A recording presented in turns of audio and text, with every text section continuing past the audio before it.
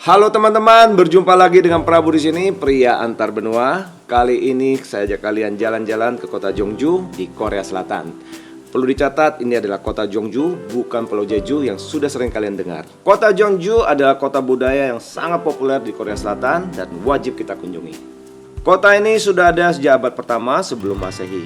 Pernah menjadi ibu kota kerajaan. Dan yang membuat kota ini menjadi sangat populer karena adanya rumah-rumah tradisional Hanok dengan jumlah terbesar di Korea Selatan. Selain itu, kota ini juga terkenal dengan masakannya hingga pernah terpilih sebagai kota kreatif gastronomi UNESCO. So teman-teman, are you ready? Namun sebelumnya jangan lupa untuk klik tombol like, share, subscribe, dan nyalakan loncengnya agar kalian bisa dengan Prabu jalan-jalan terus di video-video berikutnya. Sekarang kita langsung menuju ke kota Jeongju.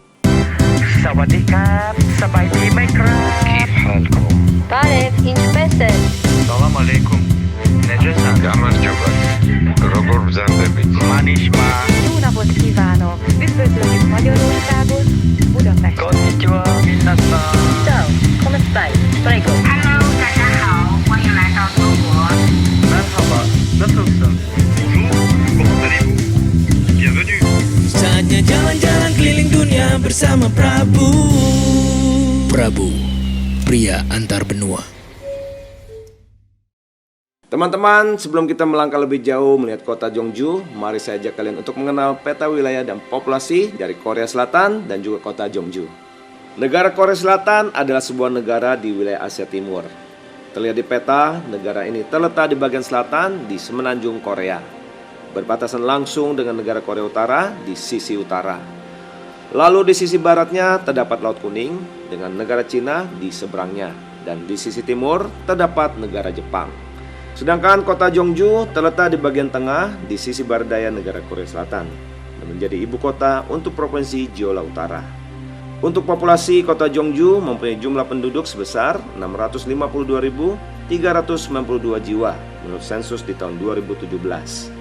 Sedangkan jumlah penduduk negara Korea Selatan saat ini sebesar 51.709.098 jiwa menurut sensus di tahun 2019. Dan untuk luas wilayah, kota Jeongju memiliki luas 206,25 km persegi.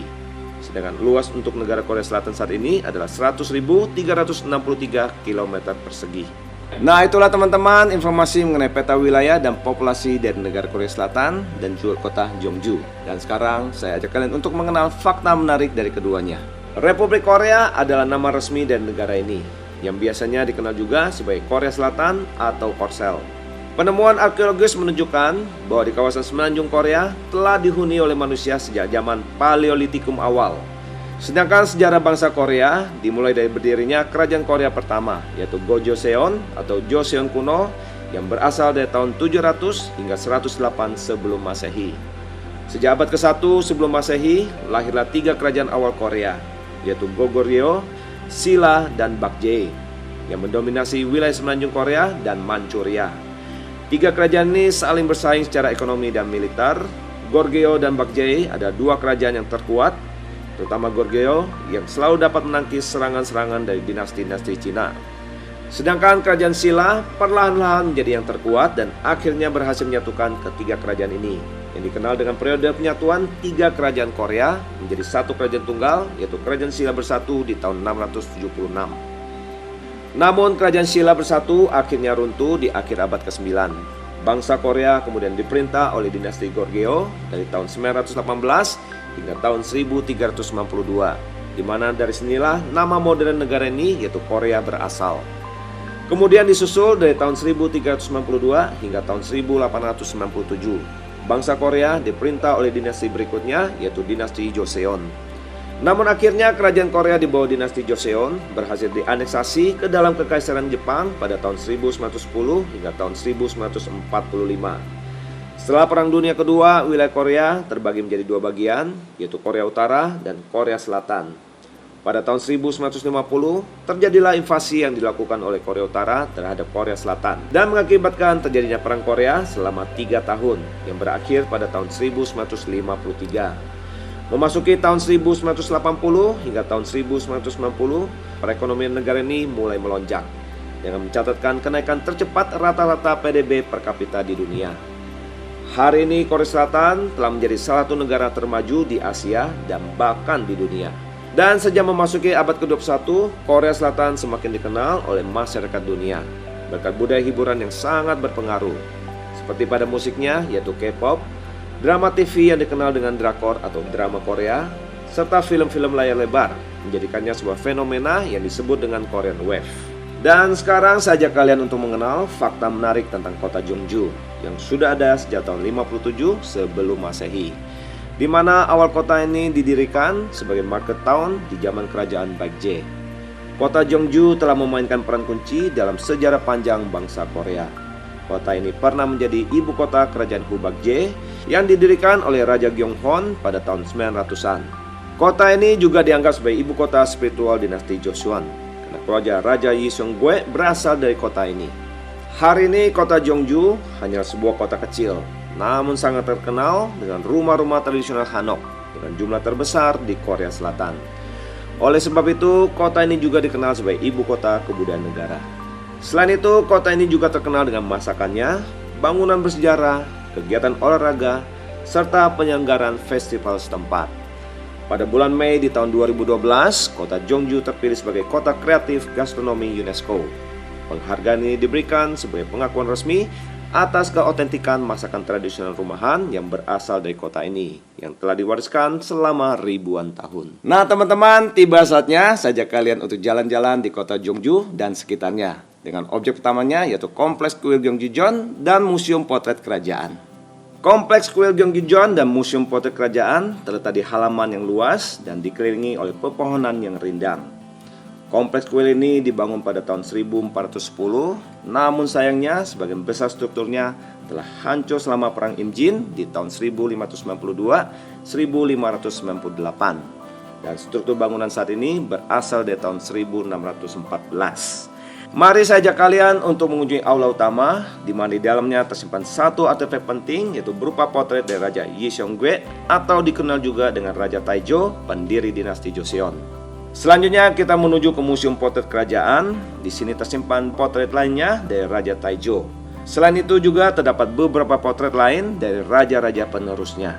Di museum ini ditampilkan juga artefak-artefak penting kerajaan, antara lain jubah, sepatu, topi, lukisan-lukisan, dan model dari sebuah prosesi kerajaan yang tersimpan di dalam kaca.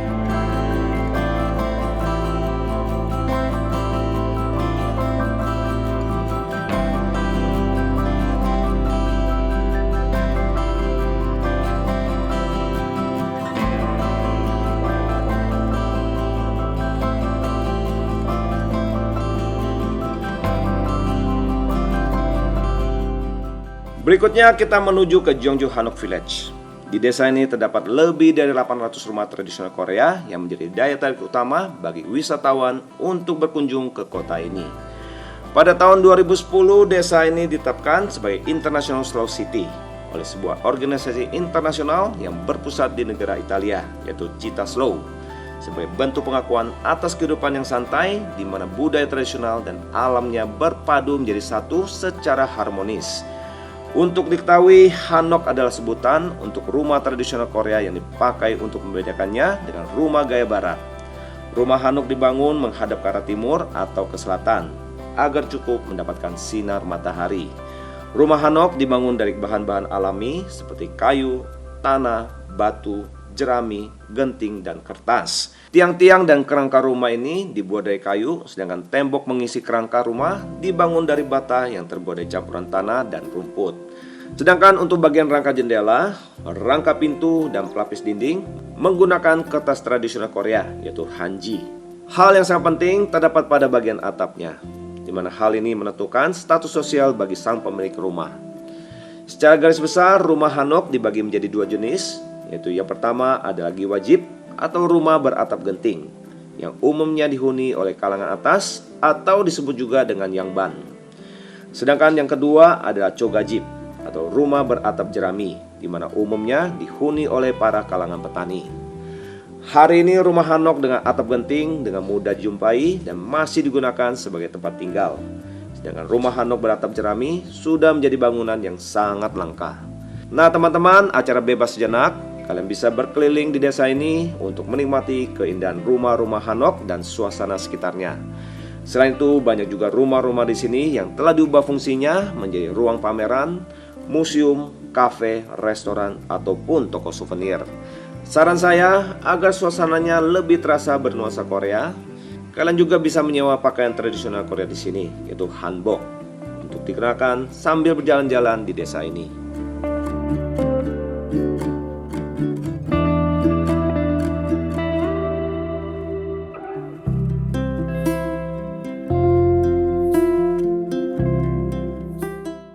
Berikutnya kita jalan kaki menuju Jeondeong Katedral yang bergaya Romanik Bizantium. Inilah Katedral Katolik Keuskupan Agung Jeongju yang dibangun antara tahun 1908 hingga tahun 1914. Katedral ini dibangun di atas situs di mana martir Katolik Korea pertama dieksekusi pada tahun 1791, yaitu Yoon Ji-chung bersama dengan martir-martir lainnya. Bangunan katedral ini merupakan gereja terbesar dan tertua di wilayah Honam, Provinsi Jeolla Selatan dan Jeolla Utara.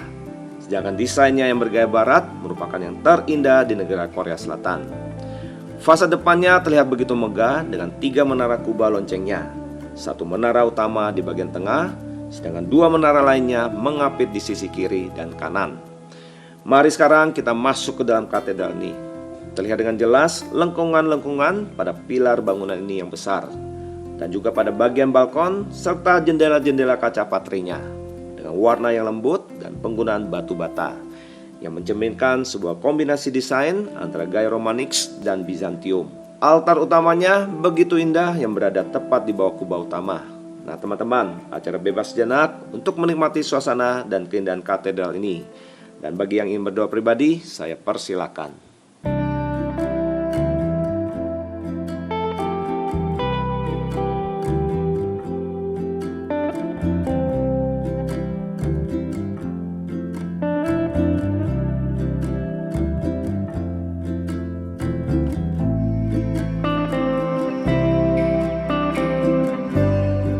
Setelah mengunjungi beberapa objek bersejarah di kota ini, bagaimana kalau kita mampir sejenak ke sebuah pasar untuk berbelanja dan juga kulineran.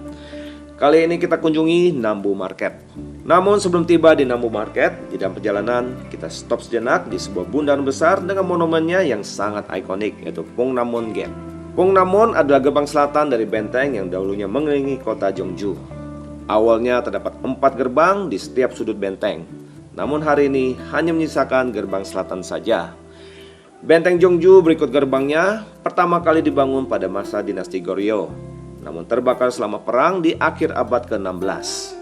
Lalu dibangun kembali pada tahun 1768 oleh Gubernur Provinsi Jeolla pada waktu itu, yaitu Hong Rak-in, dan kemudian diberi nama Pungnamon. Nah teman-teman, silakan berfoto-foto sejenak di sini. Setelah itu kita lanjutkan lagi perjalanan kita menuju Nambu Market. Pasar Nambu adalah pasar tradisional tertua di kota Jeongju, di mana lokasinya berada di pinggir sungai Jeongju-chun. Pasar ini terdiri dari 2 bagian. Ketika kita tiba di sini, terlihat di bagian pertamanya adalah sebuah pasar terbuka dengan jalan yang panjang, di mana terdapat kios-kios di sisi kiri dan kanannya yang menjual berbagai komoditi hasil bumi seperti sayuran, buah-buahan, tanaman, dan juga hasil tangkapan laut seperti ikan, cumi, dan lain-lain. Kemudian bagian keduanya berada di dalam ruangan yang terdiri dari 2 lantai. Di lantai dasar terdapat banyak toko-toko yang menjual barang dagangan yang bersifat kering, seperti pakaian, kebutuhan rumah tangga, dan lain-lain. Sedangkan di lantai pertama, tempat ini cool banget, asik dan kekinian. Pas sekali buat kalian-kalian yang berjiwa muda. Karena di sini banyak terdapat kios-kios yang menjual hasil kerjaan tangan, toko kosmetik, pakaian, kafe, dan juga terdapat banyak spot-spot yang menarik untuk difoto.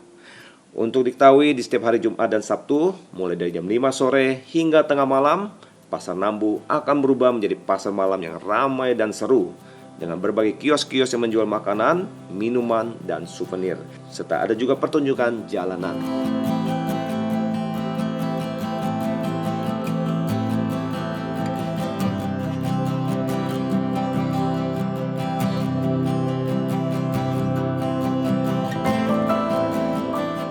Dari Pasar Nambu kita lanjutkan lagi perjalanan menuju ke sebuah lokasi untuk menikmati panorama desa Hanbok dan sekitarnya dari atas ketinggian namanya Omokdae.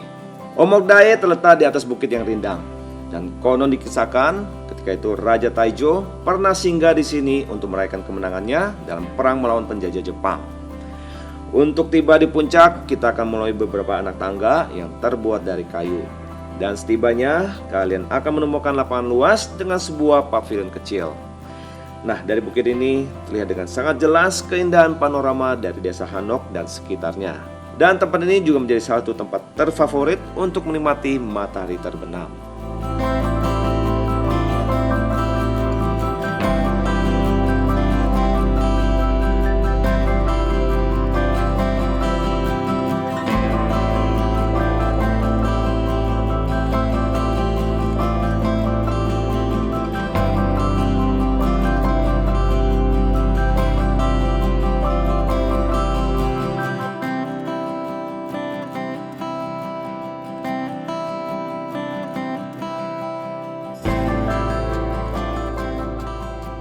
Objek selanjutnya lokasinya hanya di seberang dari Omokdae. Kali ini kita akan mengunjungi sebuah desa yang terkenal dengan lukisan muralnya, yaitu Zaman Mural Village.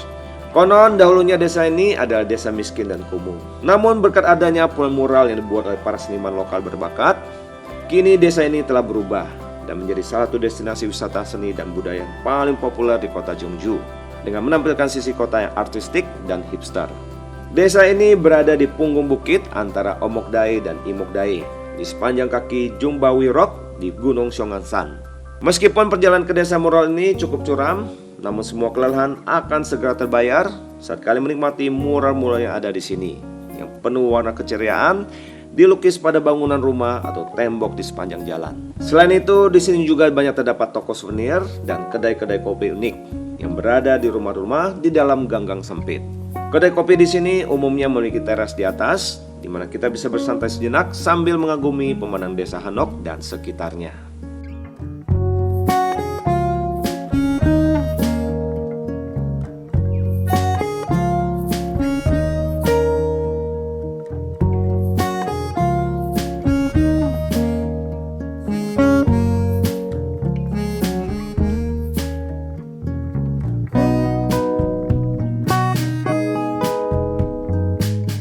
Dari Zaman Mural Village, sekarang saya ajak kalian pindah ke objek wisata berikutnya, yaitu Jeongju Hangyo, sebuah sekolah Konfusianisme kuno yang dibangun pada abad ke-15. Tidak lama setelah kompleks kuil Gyeonggijeon didirikan. Pada awalnya, sekolah ini didirikan di dalam kompleks kuil Gyeonggijeon. Namun di masa invasi Jepang pada tahun 1552, kuil Gyeonggijeon dan Jeongju Hangyo hancur total. Dan akhirnya pada tahun 1603, Jeongju Hangyo dipindahkan dan dibangun kembali di lokasi yang ada sekarang ini. Kondisi fisik bangunan-bangunan di sini masih sama persis seperti pada masa dahulu. Dan hingga hari ini masih digunakan sebagai sekolah untuk mengajarkan prinsip-prinsip Konfusianisme kepada para siswanya. Selain itu, ada hal yang unik di sini. Di halaman sekolah terdapat pohon-pohon ginkgo yang biasanya akan berubah warna menjadi kuning di musim gugur. Pohon-pohon ini ditanam dan hasil panennya akan digunakan untuk memberikan beasiswa dan pendidikan gratis kepada siswanya. Untuk diketahui, pohon ginkgo yang berada persis di dekat pintu masuk sekolah ini telah berusia lebih dari 400 tahun. So teman-teman, silakan kalian menikmati suasana lokasi ini sambil berfoto-foto.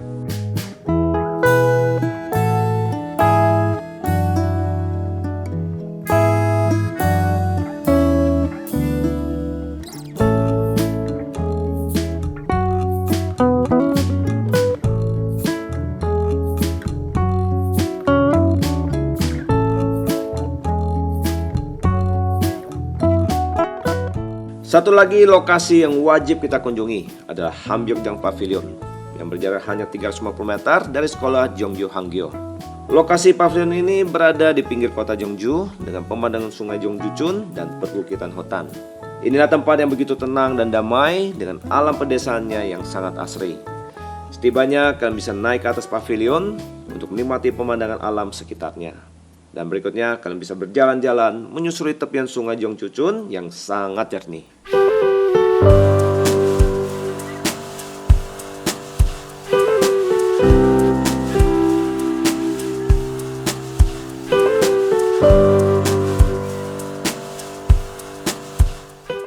Dan tibalah kita di akhir perjalanan di kota Jeongju. Saya ajak kalian menuju ke Taijoro Street, Hangul Street, dan Jeongju Chongseoro Street.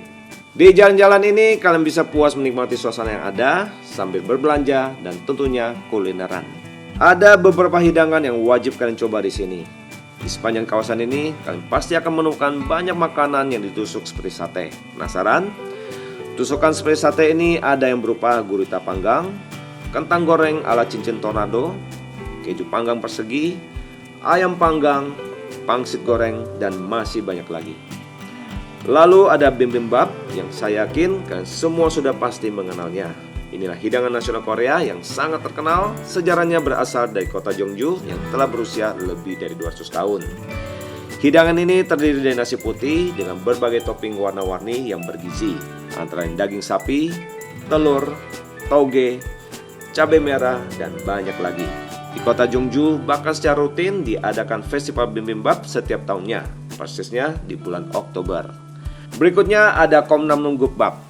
Hidangan ini berupa semangkuk kuah kaya rasa yang dituangkan di atas nasi putih dengan berbagai bahan nabati di dalamnya, terutama toge dengan telur yang disajikan di sampingnya. Selanjutnya adalah jajanan pangsit. Ini juga merupakan salah satu jajanan yang paling dicari di kota Jeongju.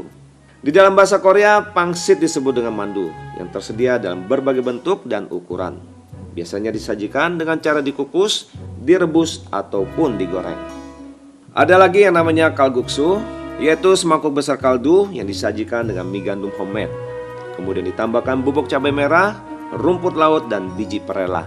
Dan untuk camilan, saya sarankan kalian untuk coba Coco Pies. Coco Pie adalah kue-kue coklat bulat yang lezat, berisi krim mentega dan selai stroberi. Selain varian coklat yang paling populer, juga tersedia varian rasa lainnya, seperti coklat putih, keju, dan teh hijau. Konon kota Jeongju menghasilkan Coco Pie terbaik di negara ini. So pastikan kalian membelinya yang banyak untuk pribadi ataupun sebagai oleh-oleh buat teman-teman di tanah air. Dan satu lagi yang wajib kita coba adalah menikmati teh di rumah Hanok yang sangat tipikal.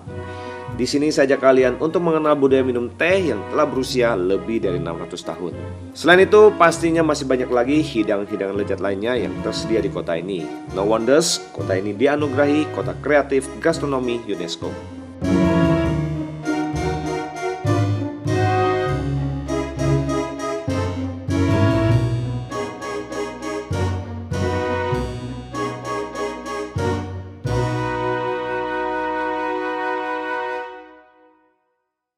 Demikian teman-teman, akhir perjalanan kita di kota Jeongju. Dan sekarang ada beberapa tips yang ingin saya sampaikan sehubungan perjalanan kita ke negara ini. Pertama, kita bicara visa. Untuk paspor Indonesia, kita wajib mengajukan pengurusan visa Korea Selatan agar dapat mengunjungi negara ini. Untuk persyaratannya, silakan hubungi Korea Visa Application Center dengan alamat lengkap sebagai berikut.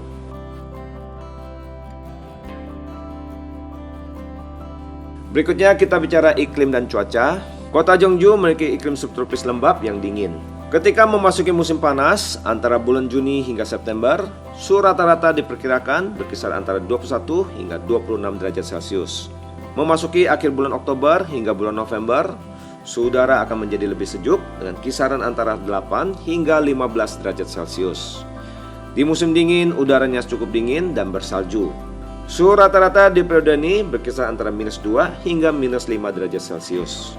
Sedangkan periode yang ternyaman adalah di musim semi antara akhir bulan April hingga bulan Mei, atau di musim gugur yaitu setelah tanggal 25 September hingga pertengahan Oktober, di mana suhu rata-ratanya berkisar antara 15 hingga 21 derajat Celcius. Demikian informasi mengenai iklim dan cuaca di kota Jeongju. Namun teman-teman, informasi ini dapat berubah sewaktu-waktu. Pastikan kalian mengeceknya kembali menjelang hari keberangkatan. Berikutnya kita bicara mata uang. Mata uang negara ini adalah Korean Won dengan kodenya KRW. Saat ini 1 won setara dengan 12,66 rupiah. Namun teman-teman, rate ini bersifat tentatif dan fluktuatif. Kalian mesti mengeceknya kembali menjelang hari keberangkatan. Dan inilah teman-teman akhir perjalanan kita di kota Jeongju. Bagi kalian yang suka dengan video ini, silahkan klik tombol like, share, subscribe, dan nyalakan loncengnya. Dan bagi kalian penasaran kota mana yang ingin kalian kunjungi untuk saya bahas di video berikutnya, silahkan komen di bawah. Saya Prabu, pria antar benua.